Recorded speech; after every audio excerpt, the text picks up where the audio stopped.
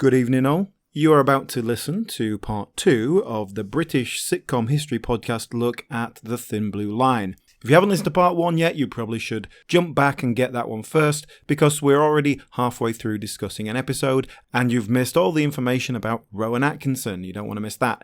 But right now, let's get straight back into it. We're going to discuss some of the other actors that we haven't touched upon already, such as Mark Addy, who joined the cast in Series 2, and of course we will be looking in detail at Ben Elton. Enjoy!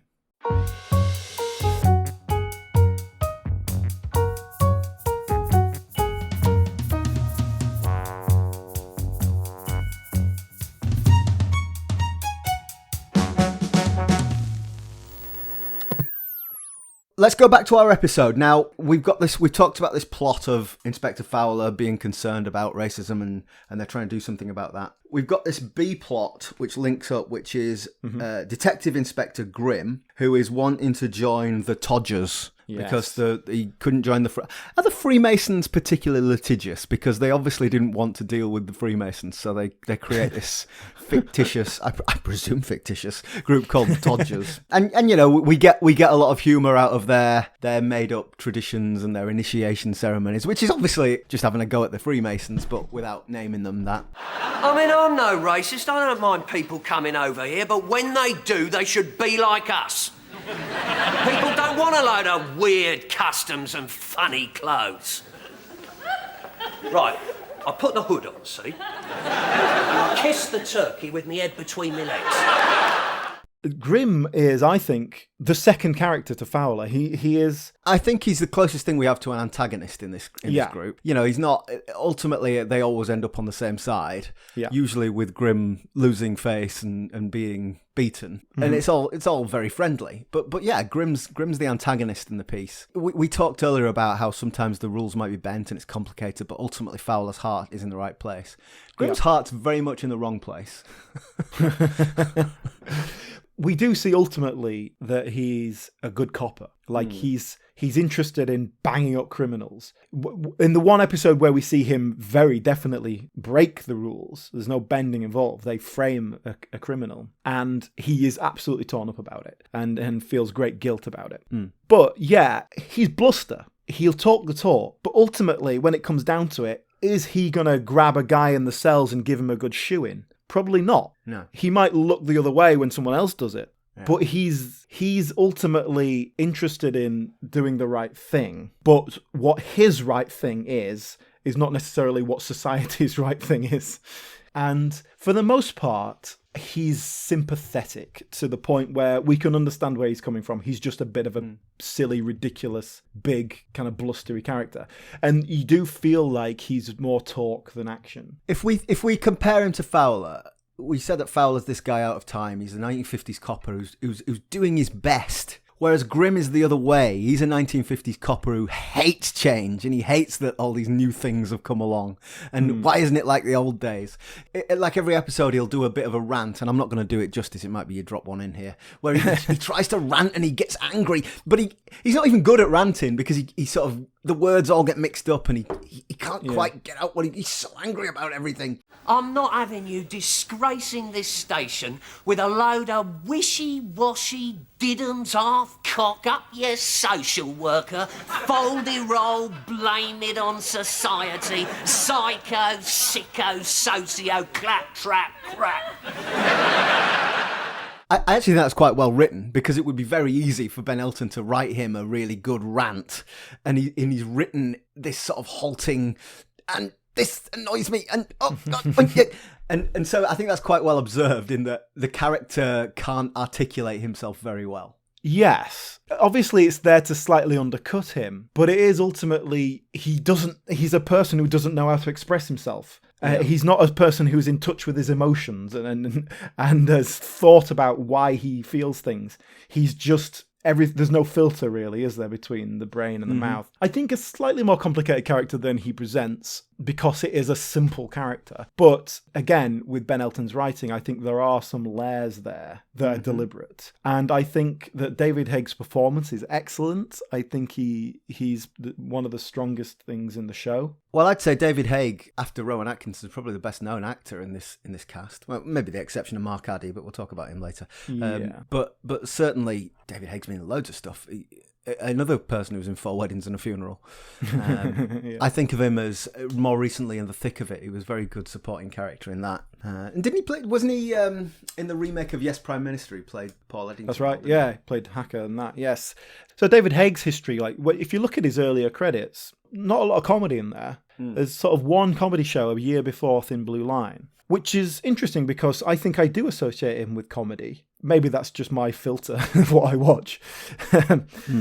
Thin Blue Line, I think, was one of the highest profile things he'd done at that point. Yes. Like you say, he's in 4 Weddings and a Funeral, which was a huge hit, but he's not a big role in it. He's not, but it's a very memorable role because he has that excruciating lovey-dovey moment and he gets caught in the act, and I'm cringing thinking about it. So it's a very memorable role. Yeah, and he was obviously just getting noticed. In fact, another one who'd won an Olivier Award. He won an Olivier Award in 1988. Wow. Which I think was like Best Newcomer or, something like that. It was kind of like he was still relatively young at that point. And he's gone on, in terms of stage work, he's had 4 other Olivier nominations for his theatre work, like proper top-end theatre work he's doing. Right. But yeah, in terms of comedy, he after this he was in Keeping Mum, which was a sitcom with Stephanie Cole. I have a vague memory of that, yes. Yeah, I only have a vague memory of it as well, yes. He was one of Alan Bennett's Talking Heads when they did the second lot of them. I don't remember that, but okay. You have to have a bit of reputation to get into Alan Bennett's Talking Heads, don't you? He doesn't just let anyone in. Yeah, pretty refined company there, yeah. Yeah, so loads of other sort of jobbing TV credits, comedy, non-comedy. But yeah, he played Jim Hacker in a stage revival of Yes Minister, I think it was, rather than Yes Prime Minister, I think. But that was in 2010, and then obviously that went well enough that they did a revival on the TV. They did Yes Prime Minister in 2013. But one of the more relevant credits here for us is that he was in a sitcom called The Right Way. Now, you mentioned this with Mina Anwar earlier, so tell me more about that. I don't know this show. So The Right Way, 2013, written by Ben Elton, and it's Inspector Grimm, but instead of a policeman, he's a health and safety officer. Right. So he's the star, he's the main character. Yes, he's the lead. And it's not quite the same as Grimm, but it's obviously a very similar performance in the way that he rants, in the way that he kind of complains about things. But he's a very officious health and safety officer, and he wants to make everyone else's life made hell because he's trying to do everything by the most efficient way possible and time and motion and all that sort of thing. It's very Ben Elton, and it's something we see in the Thin Blue Line as well. Like how often Inspector Fowler is moaning about, the banks never open when you need them to be. The trains never run on time. Why is that? Yeah. It's so Ben Elton. Like that is his stock in trade when he was doing stand-up. And so The Right Way is that, except it's entirely that. And it's about 20 years too late because this was made in 2013. And it just feels out of date because it is that traditional sitcom. Susan, is that a satellite bin bag? What? It is. It's a satellite bin. How many times do I have to tell you, girls? When the swing bin is full, you have to empty it. Creating a satellite out of a plastic carrier bag from the supermarket can only defer and redouble the inconvenience whilst simultaneously diminishing the quality of the home environment. It's all a bit ridiculous, but I will say for David Haig, it's a nice performance. It's very similar to Inspector Grimm, but in the bits that I watched, he got to do a bit more physical stuff. And did it very well, for what it's worth. But he's a very distinctive looking chap, David Haig, and he's kept that look, hasn't he? That sort of that sort of balding, but keeping his hair, got the big moustache, and I've never seen him look any other way, if you see what I mean. Yeah, so he went bald to a certain level at 30, and then it's just stayed there. It stayed that way, yeah. But that gives him that look, that hair and moustache. You think about Inspector Grimm, that's how that guy looks, isn't it? You know what I mean? He looks old-fashioned. He looks reactionary. He looks like an old-fashioned reactionary character. who's going to be angry about stuff. Yeah, and who watches Minder. Yes. And the Sweeney, and was like, yeah, the good old days. He wants to roll over the hood of his car and, and jump. Yes. So I think this would be a good chance to talk about Grimm's sidekicks, because they do change. They change across the two series, don't they? Yes. So in the first series, it's Kevin Allen playing DC Cray, sorry. He's a real sleaze, isn't he? He's like all the worst bits of Grimm without any of the redeeming features. That's it. He's got no charm at all. Nothing. But he does just throw in the odd quip. He's always eating. That seems to be his character trait. Yeah. He'll like make some kind of off-color joke. That's... Sir, another petition from Lavender Close about the loud sex noises. The noisy nympho at number 9. Great balls of steaming ooja. That woman's still at it. I suppose we better bring her in. No good asking her to come quietly, I suppose. There's a place for smutty innuendo, Captain Gray. And that place is on Birds of a Feather. But actually, I think it works as a character because they don't over-rely on him. They just let him be that little chip-in character, and that's fine. He's just sort of a sidekick to Grimm, but he obviously doesn't respect him at all, and realizes that Grimm is a bit of a ridiculous person. The actor Kevin Allen, I knew him from, again, comic strip, and he was a sort of French and Saunders supporting actor as well. He was in a lot of their sketches. But what I feel like he was one of those within that group back then, but I don't feel like I've seen him since then. What did he go on to do? Yeah, I think he was a jobbing actor that kind of fell into that group rather than...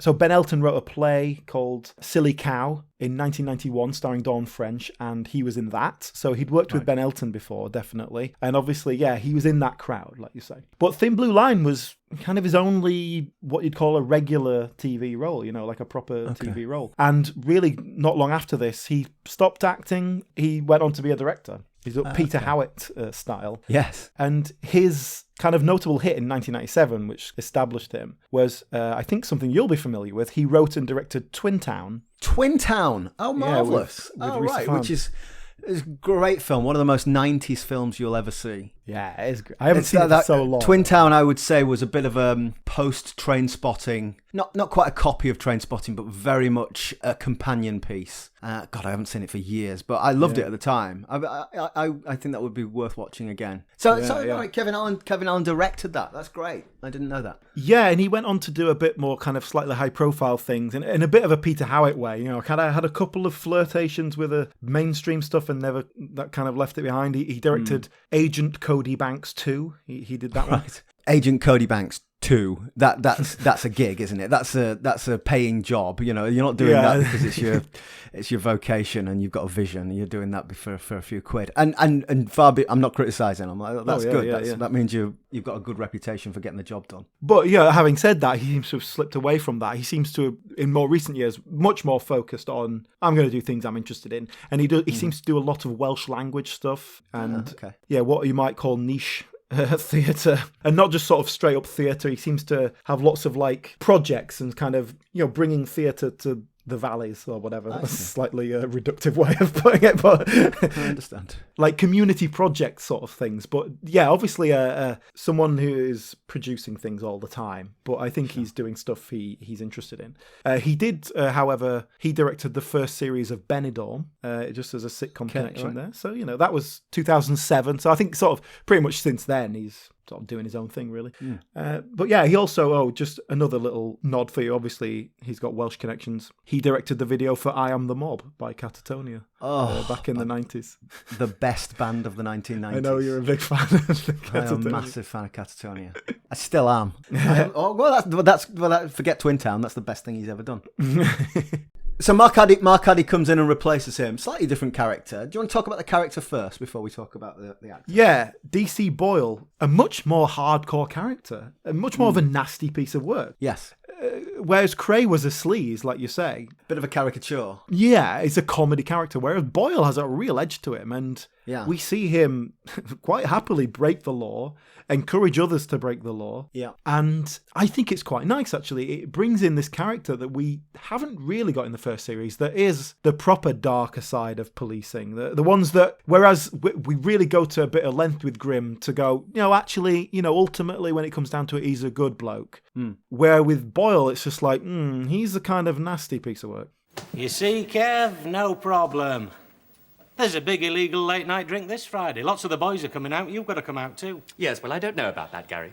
As a policeman, I just don't feel comfortable breaking the law. I mean, I know that sounds stupid, Look, but mate, coppers stick together. And if we have to bend the rules, then we do it together. That's the police culture. And you'll do a lot better on the force if you admit you're one of us from the start. So you come out, all right? I'm out on Friday. And it is, again, I think it's quite a well-drawn character because he's just a bit of a blokey bloke. Whereas when Goody sort of makes a suggestive remark, it doesn't land. If he said something to her Beeb, she'd be actually like, that's gross, and perhaps a little bit threatened. But, like I say, I think it's quite a well-observed character because, 90% of the time, he's doing a good job, he's getting some police work done, he's a bit of a lad, he likes to play football on Sundays and go to a pub and get drunk. But he's a good bloke. But then you just see, sometimes that goes too far. I think it's a nice observed character because I think we've all worked with someone, you just don't want to get on the wrong side of them. They're all right as long as you're being their mate and you're having a laugh with them and laugh along with their jokes. And I think it's a really nice character that brings a slight edge, and I think Mark Addy plays it really well, actually. I don't think he does much with it. He doesn't play it he's not playing comedy, really, but it's what it needs. And Mark Addy himself, this was still relatively early in his career. Well, I think of Mark Addy's big break as the Full Monty. So was this before the Full Monty? Yes, it's the year before Full Monty. Full Monty was 97. And so, this was, again, I think one of his first regular roles on a major show. From that, he's a Yorkshire lad. He went to RADA, but he's got that kind of gruff Yorkshire nature to him. So obviously that got him a part in the Full Monty. I'll tell you what's interesting, Alan. The Full Monty obviously is a comedy. This is a comedy. The next big thing that I think of him, he was in the live action Flintstones sequel, which was probably dreadful. I've never seen it, but was a Hollywood role for him. Fair play, go and take the opportunity. The point I'm trying to make here is that all those things are comedic performances.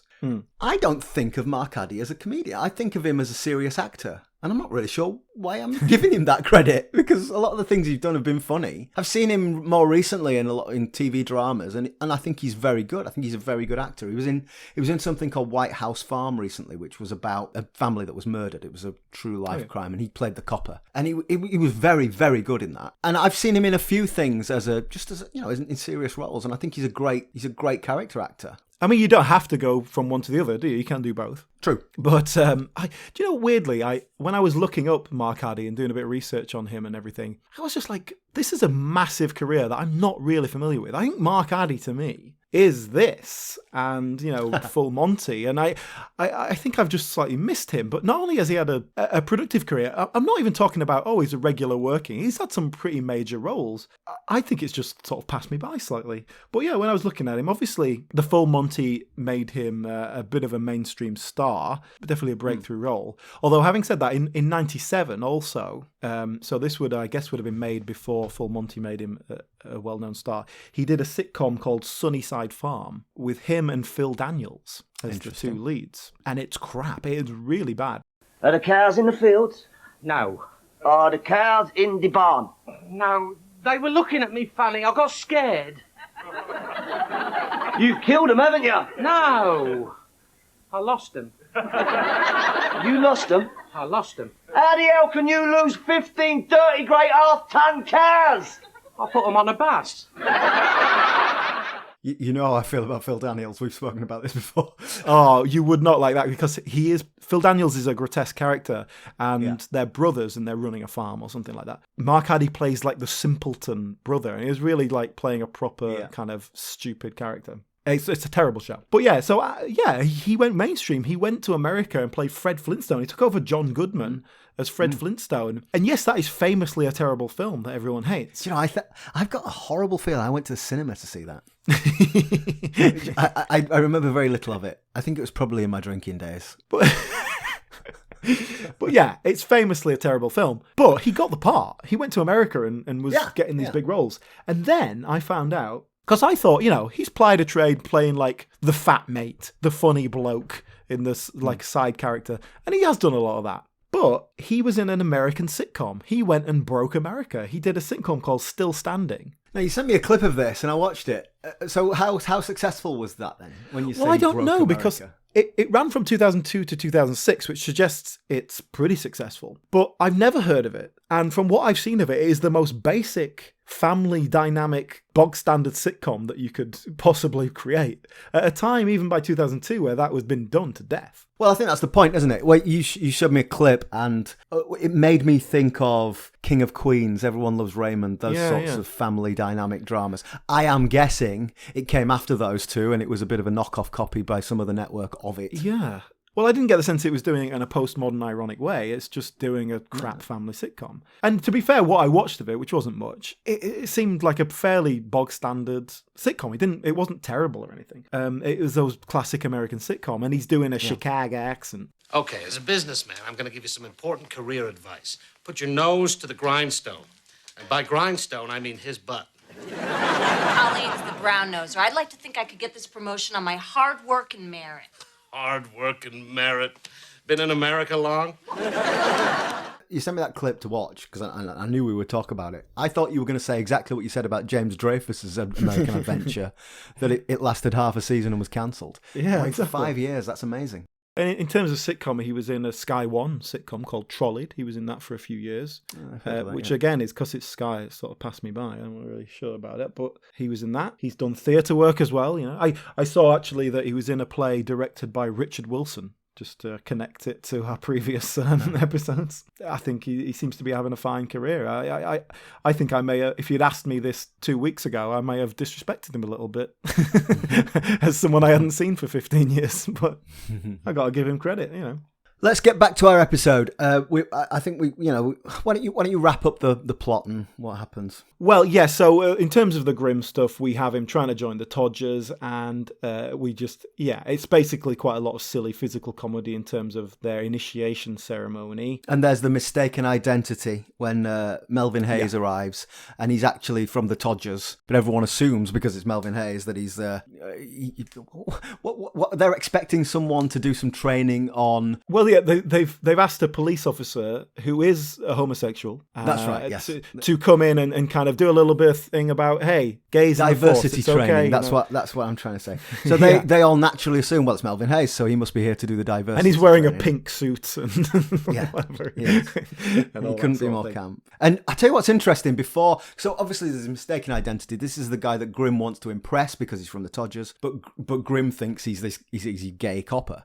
And what was really interesting to me was that Grimm was terrified of him. Not that he was dismissive or angry or homophobic in that nasty way. He was just absolutely terrified of this gay man near him. And that, I feel, is very 1995 as well. Like yes. You wouldn't play that character now, because at one point he actually says, no, there shouldn't be gays in the police force, or at least they shouldn't go on about it, kind of thing. It's like, I understand that happens, but it's a world away from mine. I don't want to be involved. Mm-hmm. And so when there's a very camp man, coming and tickling his hand, it's absolutely terrifying, yeah. That really felt like it put it in a time, because you certainly wouldn't play it like that these days. Yeah, definitely. And it is one of the very few examples where you see Grimm slightly cross a line where you go, oh, that's a bit out of order. We kind of have that element, and then we jump to conclude our previous plot, which is that they have to go and arrest an asylum seeker who has failed in his attempt for asylum, and he has to be deported. And that's what spurred on this kind of ism conversation, in that, Habib thinks it's terrible that you're sending someone back to a country where they're probably going to be killed. That's why they've come over here seeking asylum. And again, as we've said, it feels like quite a nice open discussion about those difficulties and how it's not an easy answer to just go, well, open the gates, let everyone in. But at the same time, you don't want to be throwing people out. Well, look, so the punchline of the show here is that Inspector Fowler arrests the guy who he assumes is the illegal immigrant, who's a black guy who's wearing kind of Muslim garb. And of course, this turns out to be the French member of the European Parliament. Yes, and I understand what they're doing here, and it's definitely clunky. Like in all the praise I've given to Ben Elton's writing, in that I feel like it's quite a nice measured discussion approach to what he's dealing with. This is clunky. They turn up, they knock on the door of this house where they know this asylum seeker is. A black man answers the door with a slightly foreign accent, and they arrest him. They don't ask his name, they don't identify him, they don't even tell him what he's being arrested for. It's not realistic in our police sense. Like, Fowler wouldn't do that. He's better than that. Yes. But we have to have him do that for this conclusion to work. That is revealed. There's kind of the big reveal of that, and like, that is racism, right? That is an Inspector Fowler. Certainly by today's standards, you would be in trouble for that. Yes. We get the sense that he's going to be in trouble for that, but more in a sense of the mayor is going to shout at him a bit, as opposed to he's going to get officially disciplined. Yeah, he'd lose his job. And there is a nice moment on a personal level at the end where he is genuinely disappointed with himself. He understands the mistake he's made, and you know from his character that he will make steps to improve that. Yes. And that is, again, that's that Ben Elton approach to kind of, this is a character who's doing his best and will make mistakes, but we know he's a good person. And I think that's fine. And perhaps by 1990s standards, you could be racist and then go, oh, sorry, I was a bit racist there, wasn't I? Whereas now, it would be a slightly different story.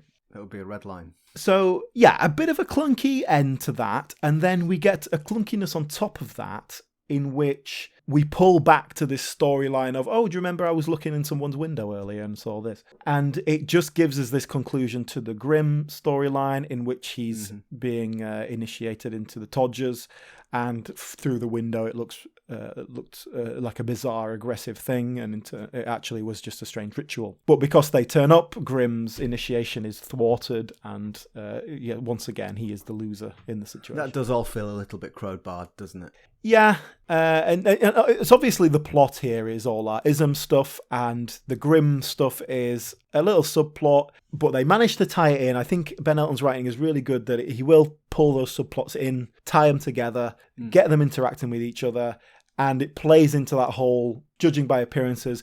Okay, it's not particularly subtle, but that's okay. It doesn't have to be. It's a sitcom. Well, I think that's the episode. Now, we've got the big Ben Elton-shaped elephant in the room that we're going to talk about, but it occurs to me that we've missed a character, PC Gladstone, and I think that's quite telling, in that he doesn't really add much, does he? So he's the sort of elder statesman. We have mentioned him. He's Trinidadian, and he's played by Rudolph Walker, who's probably best known for, he's been in more than 1,000 episodes of EastEnders. Yes. But I mean, I'd forgotten he was in The Thin Blue Line until we watched it again this week. So what do you make of this character? What's he bringing to the table? He is strangely underused, isn't he? It's a weird thing. And I like it in that he just drops in the odd, like, quirky anecdote or something. It is quite funny often. There's one of the episodes we watched. They're talking about graffiti, and he goes off on this little rant about how he blames fridge magnets for graffiti. Yeah. I've seen it at my niece's house. Every time her toddler does a nasty little scribble, it gets stuck up on the fridge. Yeah. And everyone has to say how nice it is. So young people grow up thinking that their stupid scribblings are somehow wonderful. So they carry on scribbling, forever searching for that warm glow of appreciation that they used to feel when standing round the fridge. I really like that metaphor. That was very good. But then he just disappears. He sort of shrinks back into the background again, and that's it. But again, that material is pure Ben Elton. Like, you can see him. Exactly. Yes. Do you know what I blame? Fridge magnets. Yes, ladies and gentlemen, that's right. Fridge magnets. Like, he would. That's how he would do it. Yeah, so Gladstone, he sort of folds into the background a little bit too much. And I think that's the character, he's obviously an elderly, he's an older guy. He's the only person in this older than you, Gareth. Just so Thank you. So he's an older gentleman, and he's done his time, and now he's just taking it easy behind the desk, like that's what he wants. Mm-hmm. But I would like a bit more from him. But I think the idea is that that's what a police station has. You got younger people, you got this old, the older guy there who's just sort of trying to get by. I'm I all suppose right it's with a that. bit like when we watched Time Gentlemen Please, and we said, what does that stereotype pub have? It has the guy with glasses who everybody calls a prof. It has the old guy who nobody really knows. It's got it's got all of those little boxes to tick, and then they create a character around that stereotype. Maybe Ben Elton did a little bit of cursory research. What does a police station look like? How does a group dynamic work? And yeah, maybe there's just always that older PC in the background who just keeps his head down and gets on with it. It did make me question, actually. Obviously, in Thin Blue Line, 2 of our principal 7 characters we have, 2 of them are not white. And I was thinking, I wonder if pre-95, how often that happened, especially in the sense that it's not really relevant. Whereas in Love Thy Neighbour, kind of the whole point is hey, it's a black character and there's a white character. Whereas in this, they, ultimately they don't have to be. It informs their characters and it means they have a certain point of view in their society. But, if you'd made Goody a black man and Gladstone an old white guy, you could still play that, Sure. And I can't think of anything specific, certainly not with 2 ethnic minorities in one cast. No, you're right. And I think, that's going to be a deliberate choice in terms of representing a police force, a sort of modern 20th century 90s police force. And the difference also between Gladstone, who is from Trinidad and has had quite a different upbringing and then come to Britain, as opposed to Habib, who has been brought up in Britain and has kind of her parents first generation. So they have different outlooks. And again, I think that's something that it would perhaps be nicer to have explored a bit more with Gladstone. We get a lot more from Habib. Yeah. And again, that's a deliberate decision from Ben Elton, isn't it? To inform those characters with that background. Yeah. Yeah, maybe I'm overplaying it. I'm not sure he'll have written a great big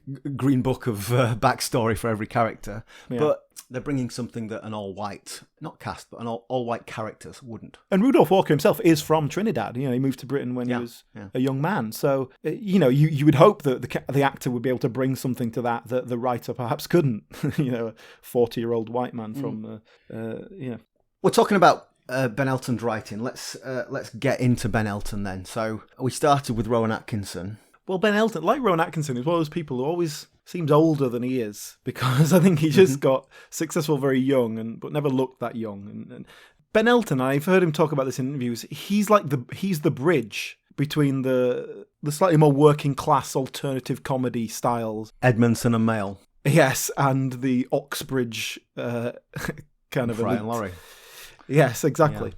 So he ended up studying drama at Manchester University, and he was 2 years below Rick Mayall and Adrian Edmondson, and became friends with Rick Mayall specifically. He was always more interested in being a writer than a performer, it seems, and he ended up doing stand-up because he thought it would be a good way to sell his wares, just like to make people go, oh, this guy's got some good material. He always considered himself a writer, didn't he? It was always about how could he best present his written material. And for a while there, he figured out the best way for him to do it was to just do it himself. Exactly, yes. But obviously, his big break really was The Young Ones. Well, Rick Mayall, we talked earlier about Rowan Atkinson being the next big thing in 1979 and everyone clamouring for him. And Rick Mayall was the one after him, wasn't he? So a couple of years later, everybody wanted a piece of Rick Mayall and he could write his own checks. Yeah, that's it. And so Rick Mayall had this idea, and like I say, he was working with his girlfriend at the time, Lisa Meyer, to write some sort of sitcom-y kind of thing that incorporated some characters that they'd been working with, i.e. the Rick character that he did on stage, the poet, the people's poet. And then Nigel Planer had been doing some stuff as a hippie kind of character. And Adrian Edmondson, the Vivian character in The Young Ones, is basically the Dangerous Brothers. It's the same kind of Dangerous Brothers that he and Rick used to do, yeah. And so he thought, right, I need someone who can actually write to help structure this and put this together. Oh, I'll go to Ben Elton, Farty, who I know from uni, my old mate. So they just met up and said, oh, shall we write this together? And Ben Elton went off and wrote it, basically. I think this is going to be a recurring motif as we talk about Ben Elton, that he's the worker bee. So he'll work with someone else, but he's the guy who churns it out, who turns all those crazy, funny ideas into a script. Yeah, and obviously with The Young Ones, another sitcom that broke the mold and really changed TV comedy as we know it in a lot of ways. We'll have to do that obviously at some point, because it's we can't just sum it up here. But it was a success. It tapped into a market that kind of hadn't been tapped into previously. And they were all very suddenly extremely hot, and everyone wanted a piece of them. And what came of that was that someone was putting together this sketch show called Al Fresco with all these, this with your Cambridge footlights lot, and they wanted Rick Mayall to come into it. And Rick Mayall said, "No, I don't know if I want to do that, but you should talk to this guy Ben Elton. I know he's much more kind of in tune with that type of thing, and he'd probably be better for you." And that's how he got the job on Al Fresco. So did Al Fresco come completely after the Young Ones had finished, or was it in between series? No, it was halfway. So Young Ones 82, Al Fresco 83. Right. And then after that, really for Ben Elton, he did something called Happy Families, which was not particularly successful. French and Saunders. That was great. So again, this is, we talked about Blackadder earlier. This was my, I was a kid watching TV comedy. I loved French and Saunders. Happy Families was Adrian Edmondson and French and Saunders. It was a really, it was a kind of episodic sitcom where we would follow a different member of the family each time. So it was sort of loosely structured, but it was basically a different show each week. But it was not a stage sitcom. It was not a three wall in front of a studio audience sitcom. And that seems to be the only time Ben Elton's tried that and didn't work, and he's gone back to doing classic sitcom after that. And yes, the next sort of major thing he did is he was brought on to the team to do Blackadder 2 with Richard Curtis. I've written in my notes here, started with the Young Ones, then saved Blackadder. Yeah. And like as we've already talked about with Ron Atkinson, Blackadder, again, the best thing the 80s produced, pretty much, and then everyone loves it. Arguably, yes. Another kind of, what was essentially a failure, he did Filthy Rich and Cat Flap. Is that available? Because I remember watching Filthy Rich and Cat Flap and basically thinking, this is not quite as good as the Young Ones, but I like it. And I have literally never seen a minute of it since it was aired. Yeah, it just never seemed to do anything. Interestingly, I watched an interview with Ben Elton from 1988, which was just after that came out. And he said, it wasn't a success. And he says, but I liked what's there. I like what's in it. And he said, I think there is room in the schedules for a real proper knockabout slapstick nonsense comedy. It's definitely the precursor to Bottom, isn't it? Exactly, and that's Bottom. And that's so Bottom was the way they actually managed to get that to work. So Ben Elton, so when within this we're talking about the things he's written, where does Saturday Live come? Because Saturday Live was very much of its time as well. It was a conscious copy of Saturday Night Live in America. But it was more stand-up comedy. There was some sketch in there, but it was stand-ups, a bit of variety acts. We talked about Al Murray being on there doing his noise act. But Ben Elton was the MC, so he, obviously introduced the acts, but he always did a monologue. He did some stand-up material, and that image of him in the shiny suit doing his sort of ranty, angry stand-up material. That's Ben Elton. That's Ben Elton as a performer. Yeah, a git and a shiny suit. Yeah. What a fabulous budget, eh? All the commentators saying an intelligent budget, a thoughtful budget, a clever budget. Brilliant, eh? We've got 4 million unemployed. What have they done? Put the price of fags up. I mean, that'll solve it, won't it? That'll sort everything out, If you're a family with 2 children, you're 8 pence a week better off, It's really crucial stuff, isn't it? Ben Elton, when he was doing that stand-up material, there's that famous line, little bit of politics, whenever he would do anything vaguely topical. But there was actually some really good observational humour in there. I'd really like to see some of that old stuff again. One thing that came to mind as we were watching Thin Blue Line was, I remember a stand-up routine about standing in the post office queue, and the other queue's moving faster than this one, and getting really angry about it, and should I move, should I stay, should I move, should I stay? And he did a really good bit of material about that. And we saw in one of the Thin Blue Line episodes where Raymond goes to the bank, and PC Goody's behind him, and is he in the right queue, and all that. And I thought, well, this is just drawing on his old material. Yeah, but in a perfectly acceptable way, it doesn't feel like... Oh, sure, yeah, it's not a criticism. But the point I'm making is, I think the misconception about Ben Elton, it was this great radical firebrand left-wing comedian. And that's used as a stick to beat him because he then went on to work with, the establishment. Yeah. Really, it was observational comedy. It was relatable comedy that anyone could laugh at. You didn't need to be a lefty to laugh at his material. Well, you come to a good point here in that it's very easy to hate Ben Elton, and that seems to be why so many people do it. If I haven't already, I've dropped the hint here, but I am an Elton apologist. I don't love everything he's done. In fact, a lot of the things he's done in the last 10 or 15, 20 years, I don't like. But that doesn't make him a bad person. That's okay. That doesn't invalidate the good work that he's done that I do like. And I think it's totally unfair. I think there's an element here of, the revolution eats its young. So people on the left like to hate someone who they perceive as one of their own who defects more than they might even hate the enemy. But I don't think that's fair.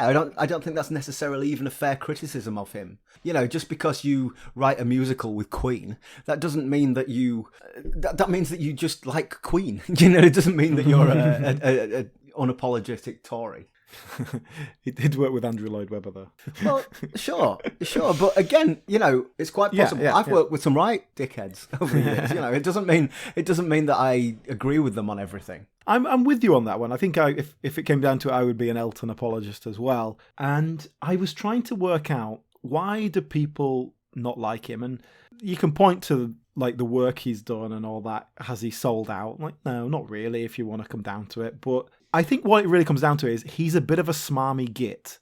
Yes, and always has been. Yeah. And in the 80s, when he was a young man, he could pass that into being a smarmy git who's challenging authority. Whereas it just comes to a point where it's just I don't think he's a very likable presence.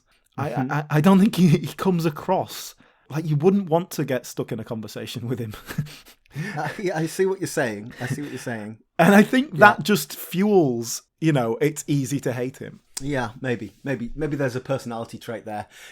We're supposed to believe that he's not allowed to have any mainstream success because he used to bang on about Thatcher, and that's some sort of betrayal. But maybe he's just a bit of a git. Maybe that's why people have sort of taken against him. I don't know. I mean, that's completely unfair. He might be a lovely bloke. I've no idea. There is an element that comes to everyone where the person you are when you're 22 is not the person you are when you're 42 or 62. God knows that's true.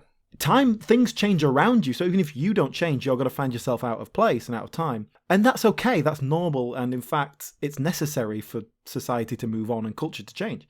But if you're such a firebrand, as you say, if you're such a kind of hey, anti-authority, down with Thatch kind of mentality, it's like seeing Johnny Rotten in a Lurpak advert. It's just what are you doing here? Why? And I wouldn't normally judge someone for selling butter. It's Rowan Atkinson's done about 1,000 adverts. Make your money, whatever, right? But when it's Johnny Rotten, it feels wrong. and you think, oh, I see what you're saying. So you're thinking that Johnny Rotten and or Ben Elton should be held to a higher anti-establishment. Well, I'm not saying they should be. I think they've created that expectation of them. Yeah, and then therefore they are. Yes. I think the Rowan Atkinson example is good because no one accuses him of being a sellout. Although, he is, isn't he? Those Johnny English films are Barclaycard adverts strung out for an hour and a half. Exactly. And nobody I don't begrudge him it. I'm not saying he's a sellout.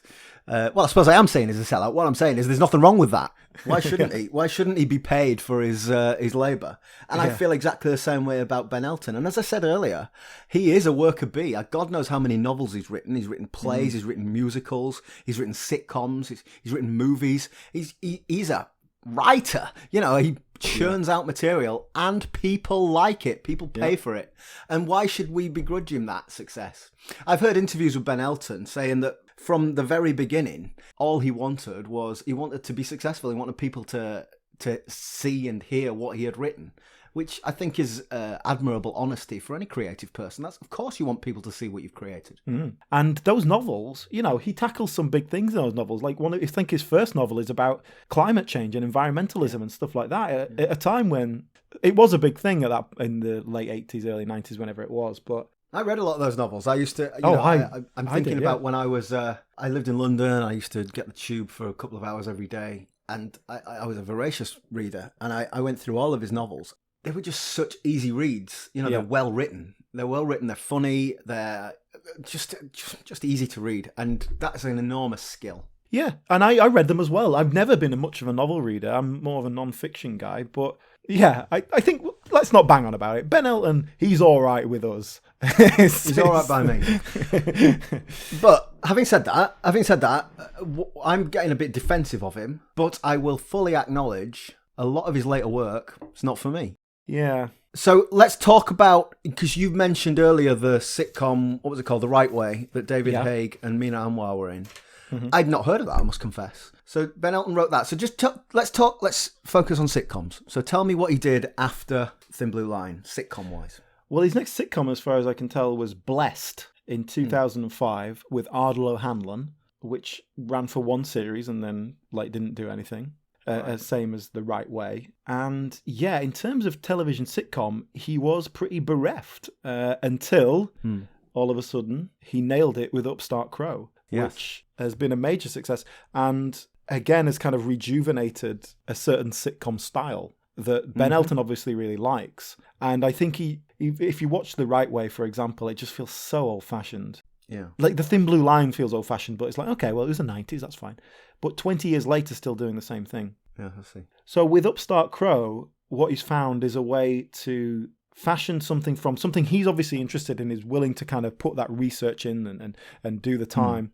And a great performer. And it would be so easy to look at Upstart Crow and go, 30 years earlier, this would be Rowan Atkinson playing William Shakespeare. Yes. It's, it wouldn't be exactly the same, of course, but it's a very similar type. He's found someone who can kind of translate what he's doing. And Upstart Crow certainly had, for me, a rare exception of actually being something I've watched from the last 20 years. Because I was hearing such good things about it that I went out of my way to watch it. And I don't really, I'm very much a sitcom historian. I'm not very good with contemporary stuff. Yeah.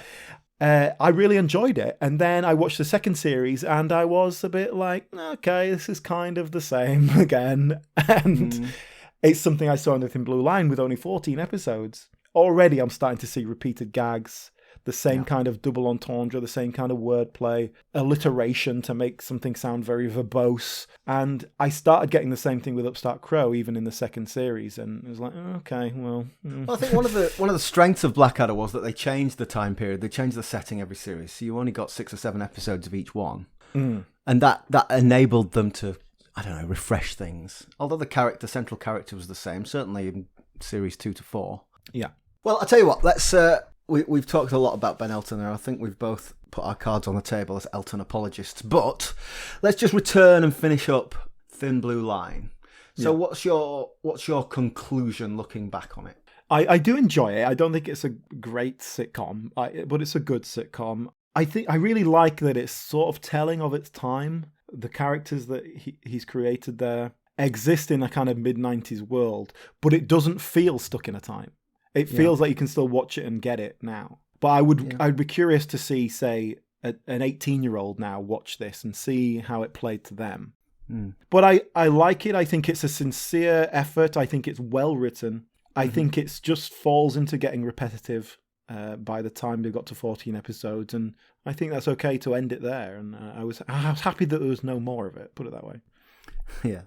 Well, it was definitely better than it was in my memory. I'd not seen it since it had aired, and I was not looking forward to watching it, if I'm 100% honest with you. But it was okay. It was okay. I'm not going to say that I loved it, but it was certainly better than my memory. Yeah. What you were saying about it being of its time or not necessarily of its time, I think it was. Like we said earlier, the humour comes from this guy, this inspector who is old-fashioned. But I think his old-fashionedness would be too far out of time today. It wouldn't work. So, it needed to be made in the 90s. I like the way that it tackled the issues. So it wasn't this Dixon of Dock Green. It was Dixon of Dock Green tackling the 1990s. Yeah. I really don't think it would work now. I think public perception of the police and their role within society is different now, even to what it was then. Yeah. The characters themselves, we've got a great mix there. We've got a couple of absurd characters, so extreme they're caricatures. But then you've got the more down-to-earth characters, Constable Habib. Sergeant Dawkins is probably, she's pretty down-to-earth as well. And they centre the drama and make it real. And it feels realistic, even though you've got those extreme characters within there. It feels of this world. It was good. It was good. I'm really pleased we revisited this because it's certainly gone up in my estimations. Yeah, I agree with that. I'm on board with that. Go and check it out. If you haven't watched Thin Blue Line for a while, give it a chance. Yeah.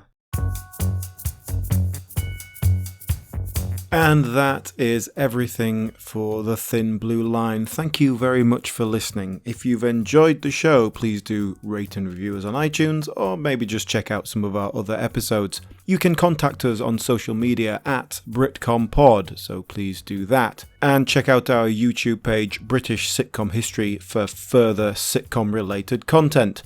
And of course, you're going to want to come back next time because we are tackling possibly the British sitcom. Good night, all.